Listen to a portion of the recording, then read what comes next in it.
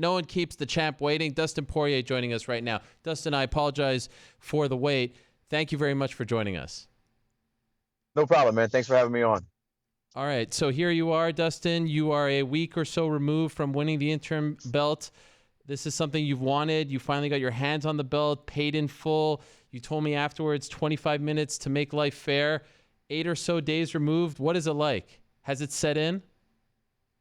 Yeah, man. I feel it feels right. Like I just keep telling everybody who asks me how it feels, man. It feels right. It feels like it's mine. Do you look at the belt a lot? Do you find yourself like touching the belt, staring at the belt? What is your relationship like with the belt? Uh, every morning, I probably pick it up and hold it every morning since I've won it. Um, I have it on the table right now, so every time I walk out my room, I pass by it. I haven't put it up yet in the thing by my TV because I don't want to. I'm still touching it and holding it all day, so I don't want to put it up just yet. That was my next question. If it went on that shelf that you told me about, so that's coming soon, just not yet. Yeah, it's coming soon. I just don't want to let it go right now. That's kind of when I set it up there. I'm only pull it down every now and then. I kind of still want to hold it for a couple more days. I love the relationship that you have with your daughter. What is she like around the belt? Oh man, she loves it. She keeps telling me it's so pretty. What's crazy about it? The other day, I asked her. I said, I just like curious, just pick her brain. I asked her. I said, how did Daddy get this? And she told me because Daddy was punch. Like she Wow. knows that I got it through fighting. Wow. And that's cool. Yeah. Will you let her watch the fight now that it's over? Yeah, but she still doesn't really understand. And whenever Max would start bleeding or something, it doesn't have to be my blood. If she sees blood, she's like, oh no. She doesn't like that type of stuff. So Right. she'll glance up at it if I'm watching fights, but she's not like sitting there watching full rounds with me. When you dreamed of becoming a champion and finally getting that UFC belt, does it feel the way you feel right now, or do you think it will only truly feel that way once you beat Khabib Nurmagomedov? Right now, fight night felt better than I was envisioning it. Wow. You know, it's amazing. Um, it's kind of surreal still right now. When I go home and pick up the belt, it's still like I can't believe I really made this happen. But like I said in other interviews, this is only a piece of the championship. Right. Have you watched the fight? Yes, I have How many times? at least three or four. Okay. What's your favorite part of the fight? What's your favorite moment in the fight? Uh, maybe I don't know. Maybe before the fifth round started, me getting up and walking to the middle of the cage, Why is that? kind of because I remember those emotions. A lot of stuff happens in a 25-minute fight, but I remember sitting on the stool and not using the full rest time, standing up off the stool as Max was still on his and walking to the middle of the cage and kind of pointing at the ground and letting Max know that I'm ready to rock for this next 5 minutes to give it all I had. And I just remember feeling like a second wind at that when I got off the stool. It seemed to me just from watching the fight that there was a size difference, probably a bigger one than we expected. Were you surprised by that? Like it looked like a lightweight fighting a featherweight in there, and I wasn't expecting that. Did you feel that in there? Max, we didn't really clinch and move each other around a whole lot. When we tied up top, I didn't feel like he was crazy strong, or I didn't feel like he was weak either. I definitely noticed against the fence his legs and lower body were very strong. I thought he had a good base. He was hard to pull off the fence, and I have a lot of tricks in that against the fence wrestling stuff like that for MMA, and he felt pretty solid. His balance and his leg conditioning, his strength felt solid. Do you feel like the judges got it right? Like, did you agree with the scorecards? I know I won that fight. Yeah. I I'm don't not mean sure. you winning the fight. I mean like how big of a discrepancy. I saw Khabib tweeting afterwards. He thought it should have been closer to a draw, things like that. I agree with them. I had it 4-1 for you. I think you can make a case for 5-0, to be honest. But I was just wondering if at any point in the fight you were thinking like, oh, this is maybe closer or different than what the judges had. During the fight, I thought it was back and forth. I didn't know which way the rounds were going. I obviously knew I won the first. I think the first could, be a 10-8. I almost, with the new judging stuff, I had him hurt a few times. But I thought being in the fight, I thought the third round was a lot worse than it was being in there. After I went back and watched it, I was like, well, I hit him with some good shots, and I did some good stuff in that round. I can see a judge giving me that round possibly, but yeah, I thought I won.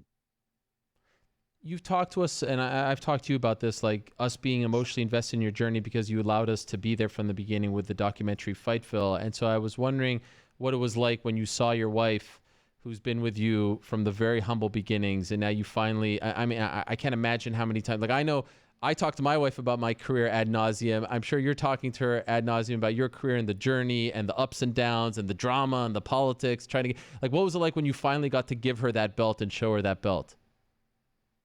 It was special, but she told me that she told me I told you so, and she did, man, so many times, and I don't have to tell her about my journey because she was there with me since the first fight. She knows the journey. We've been doing it together, so we both have an understanding. What goes under. We don't have to talk about those types of things because we know what it took to get here, and we both know what it's going to take to go the rest of the way. And I think we both appreciate it and just understand what got us here. So when you won this fight around 9 days ago, and you became the interim champion, my thought was Dustin Poirier has to fight Khabib Nurmagomedov next because that's what happens when you win the interim belt. But I worried if other factors would come into play and would derail this path that you're on. However, Khabib spoke to the media on Saturday in St. Petersburg and was giving you props and said, no, this fight has to happen. Did you hear his comments? And if so, what was your takeaway from them? I saw clips of Instagrams, people tagging me in clips of him saying that Dustin's next and that he needs to maul me like he does everybody else. I thought I was next. I thought that's what the interim belt means. You have to unify the belts when somebody wins an interim belt. That's Okay, what I expected to happen next. sure. Just because of like what happened to your teammate Colby Covington and some others where they didn't get the interim. Well, the interim didn't necessarily lead to a title shot for whatever reason. That was my fear. I believe, yeah, I believe that he might have not been Kobe's case. He might have not been ready to unify or to fight for the, belt at a certain time. The UFC wanted him to because he had a nose surgery, I believe, scheduled. I don't know all the details, so I don't want to speak on it too much. But that's why I'm here right now. I'm in the parking lot of the gym. I'm back to work. Next weekend, I'm going to take 2 days with my wife to go have some fun in the Bahamas. But other than that, I'm planning to unify the belts. Have they told you that September against Khabib in Abu Dhabi is the plan? I haven't heard anything. I just see rumors, people talking about it on the internet. I haven't spoke to Sean or Dana or anybody yet. If that is the case, if it is Abu Dhabi, how do you feel about that? That's a stretch, man. I don't really have a whole lot to say because I'm the interim champ. Khabib's the champ, and the UFC and Khabib want to fight there, and he wants to fight there. I don't really have a whole lot to say. I have to bring my interim belt with me, and this is, go overseas, and it's just like everything else in my life, man. It's a challenge, but Right. I embrace it. So there's no part of you that feels like, oh, like he's going to be the fan favorite, home cooking, so to speak. Everyone, I mean, he's the star over there, right? There's no part of you that has any reservations.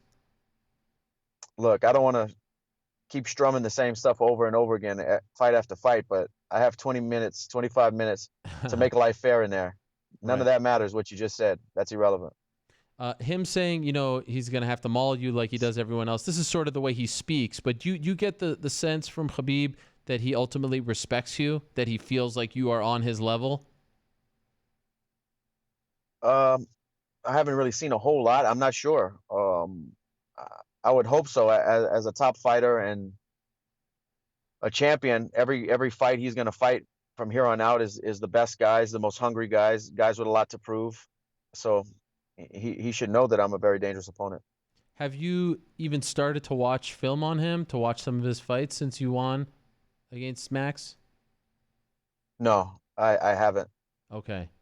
Does that come a little later or once training camp starts? Yeah, I'm kind of like roughly getting a timeline in my head. If they want me to fight September, I believe they said beginning of September. I saw on the internet. I'm assuming if they move on that date, that I'll be getting a call soon, and we'll start discussing the timeline and all that stuff. But I want to do a 10-week training camp for this one, and I'm just kind of marking things on my calendar and starting preparation ahead of time. So when I get that call, I'm not scrambling. When you have watched his fights, because I know you probably have, because you're in the same weight class and whatnot. Do you see holes in his game when you watch him? Do you feel like there are glaring? This is a guy who's undefeated. It's very hard to go 27-0 in mixed martial arts, as you know. Do you see holes in his game? I mean, I don't see obvious, huge, glaring holes, but when people ask stuff like that, ask questions like this, anybody can be beat. I can beat anybody. I just have to show up prepared and ready to go, and I'll make holes that aren't there. I can make holes happen. Nobody's perfect, man. Right. How do you explain, Dustin, this 4-fight stretch that you're on? I mean, you are beating like Hall of Famers, Pettis, Gaethje, Alvarez, Max Holloway. This is incredible stuff. Very few fighters have had a run quite like this, and you are finishing them. You are beating them convincingly. How do you explain this? What is this? Just you finally coming into your own, getting comfortable with your surroundings, the team? Are there your life coming together? This is incredible. This is all those things, man. I've shown flashes of it in the past. I'm just putting it all together, the best I ever have. I feel like these next 3 years are probably going to be the prime of my career, the best performances I've ever had. And I'm excited about it. It's all those things you said. It's experience. It's being more mature. It's being more confident. It's just understanding the fight. Just having fun with all this. I'm sure there was a part of you that was always very confident, that always thought that, you should get all these things, that you should beat these fighters. But was there ever a point where you feared that this would never come, that you would never realize your potential the way you are now? After the Michael Johnson fight, I was pretty low, man, for a while. That was a tough one for me. Every loss is tough, but that was a really tough one for me. But I have good people around me, and fighting is what I do. Do you think if you never make the move to ATT, this doesn't happen? That's tough to say. I'm surrounded by so many great minds over there, and I've learned a lot just from being around those guys and being on the mats with the best guys in the world. But I don't know. It's tough to say, man. They definitely helped direct me and put me on a path to get here. So I really appreciate everything those guys did there at American Top Team, all my coaches and teammates. So this footage came out via the UFC afterwards of Max Holloway's son watching you guys, and he was very sad afterwards. And there's Shaquille O'Neal consoling him, and there you are consoling him as well and talking to him. What is that like? I mean, obviously you're very happy. You have your own family, you have your own goals. But to see this little kid who's sad for his dad, I thought it was really cool what you said to him.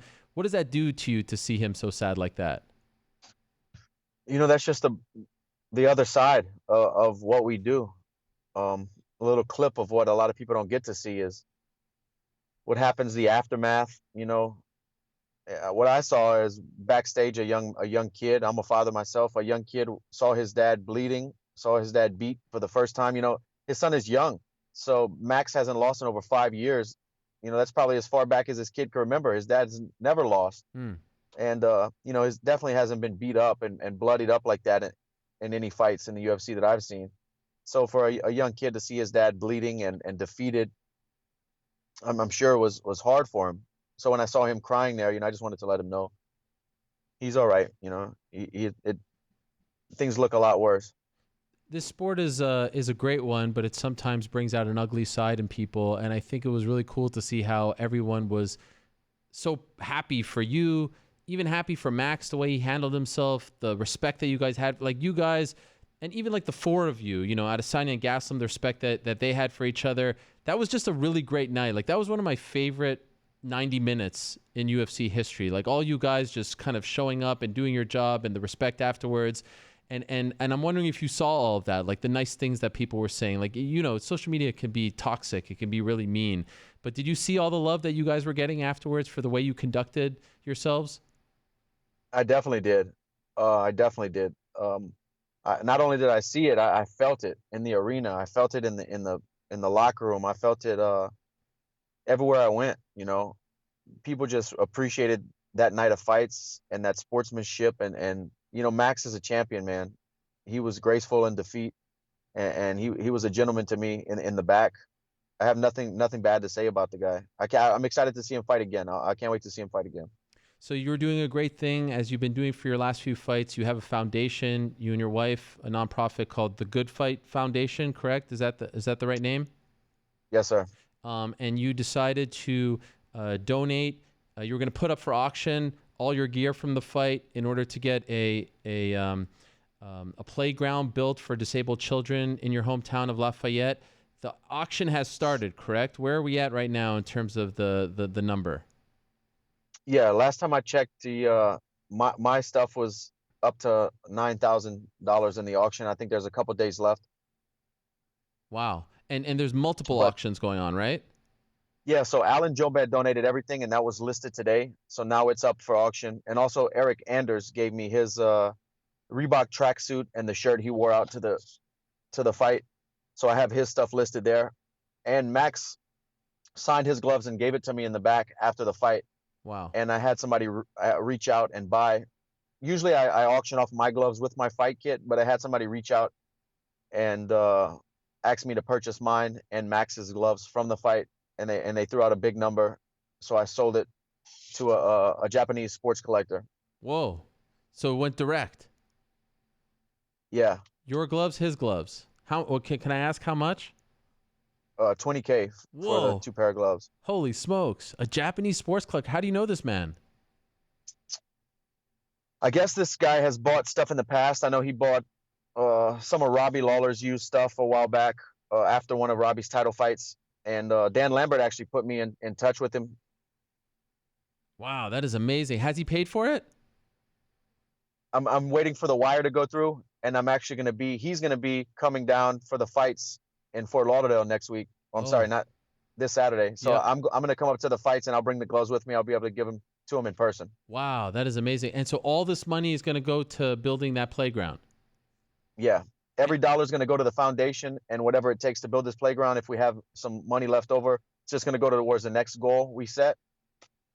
And initially, why did you start this foundation? Why was it important for you to do that?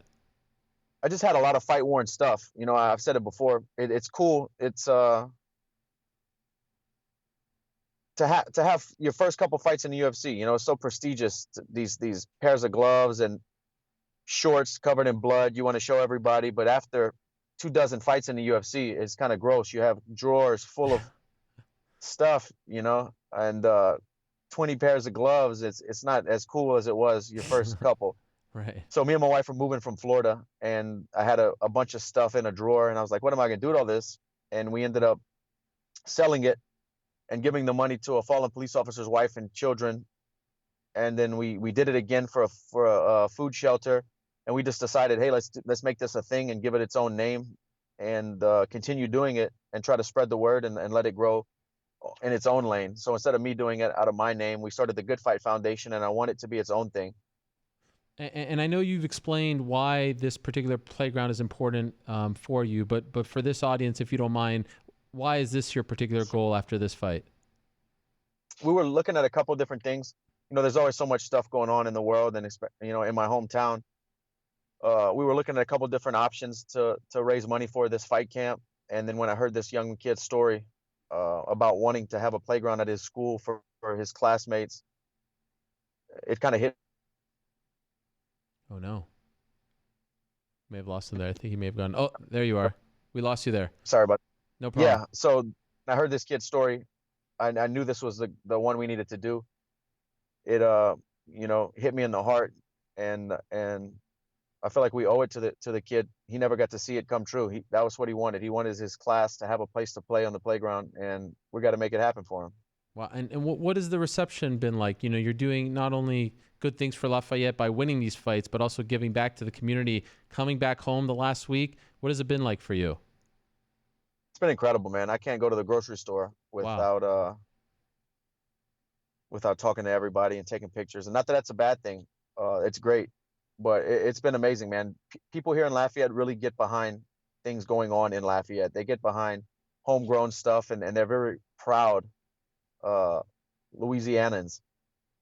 I guess you say these guys support local, and anybody fighting at the highest stage in mixed martial arts and trying to give back to the community. It just gets a very good reception here. Everybody's behind it. I've been getting so many donations and so much love for the foundation. I'm excited to see what this can grow into, man. Perhaps, dare I say, you are a more popular resident or product of Lafayette than the great Daniel Cormier at this point. I don't even know if Daniel knows his way around Lafayette. I think Daniel's from California or from Russia. I'm not sure. He's not from Lafayette, maybe. Wow, he forgot his roots. Is that what you're saying? Yeah, I think so. Wow. I am Lafayette, Louisiana. I live in Lafayette, Louisiana. I was born and raised in Lafayette, Louisiana. I've fought dozens of times in Lafayette, Louisiana. Man, them's fighting words. I love it. They need to have you headline a show in New Orleans. It's about time they come back. I would love to. We have some great venues. I fought on the last show they had in New Orleans. I don't know what's taking so long to come back. Speaking of taking tell Khabib, meet me out here in New Orleans. That's right. It's Send you location. Let's go down out here. Yeah. Who needs Abu Dhabi? New Orleans, way cooler. Yeah, man, way cooler. Have you ever been to Abu Dhabi, by the way? No, I had a opportunity to go for Abu Dhabi Film Festival when my documentary first started premiering at events, but I was preparing for a fight, so I had to turn down the opportunity.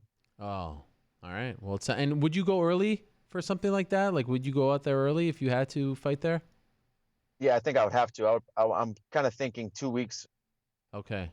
Wow, what a scene that will be. It took you 22 UFC fights, Dustin, to finally get that gold. Very happy for you. Congratulations on doing so. And what a fight, what a scene it will be if this actually comes to fruition, you versus Khabib in Abu Dhabi. Thank you for doing this. I really appreciate it. And again, congratulations to you and your family. Thank you so much, man.